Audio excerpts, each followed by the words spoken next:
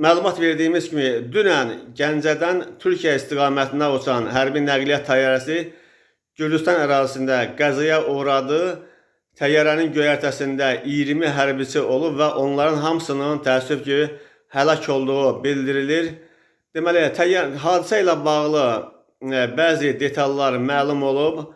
APA belə bir məlumat əldə edib. Hadisənin detalları, təyyarənin nə üçün Azərbaycana gəldiyi, onun hansı yükü daşıdığı və digər məsələlərlə bağlı APA bəzi məlumatları əldə edib və onu sizin diqqətinizə çatdırıram. Məlum olub ki, təyyarə Gəncə hava limanına dünən eniş edib və 2 saat ərzində orada gözləməli olub.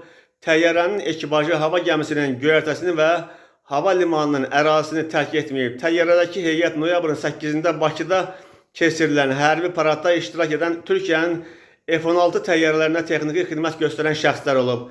Onlar təyyarəyə minməzdən əvvəl hava limanının təhlükəsizlik qaydalarına uyğun ən xırda detallarına kimi bütün prosedurlardan və yoxlamalardan keçiblər. Bu proses hava limanının təhlükəsizlik kameraları tərəfindən də qeydə alınıb. Təyyarənin içərisində heç bir partlayıcı maddə və ya qurğu olmayıb. Yalnız F-16 təyyarələrinin ehtiyat hissələri olub deyə mənbə APA-ya bildirib. APA-nın əldə etdiyi məlumata görə qəzaya uğramış təyyarə uzun müddətdir ki, istismardadır.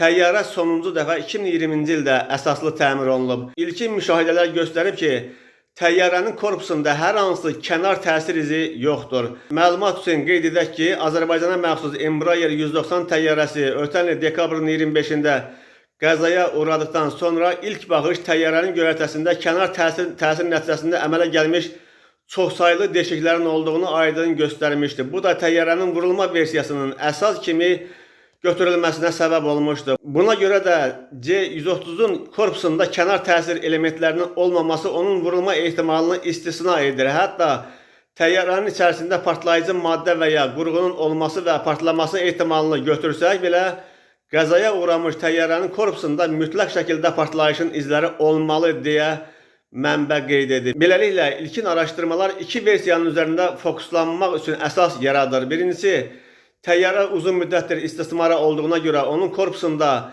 korroziya yarana bilərdi ki, bu da havada yüksək təzyiq altında təyyarənin qəzaya uğraması üçün ciddi əsasdır. Qeyd edək ki, 1990-cı illərdə Amerika Silahlı Qüvvələrinə məxsus Herkules təyyarəsi məhz bu səbəbdən qəzaya uğramışdı. İkinci versiya isə ondan ibarətdir ki, yük təyyarəsində daşımalar həyata keçirilən yük müvafiq tələblərə uyğun olaraq möhkəm bərk edilir.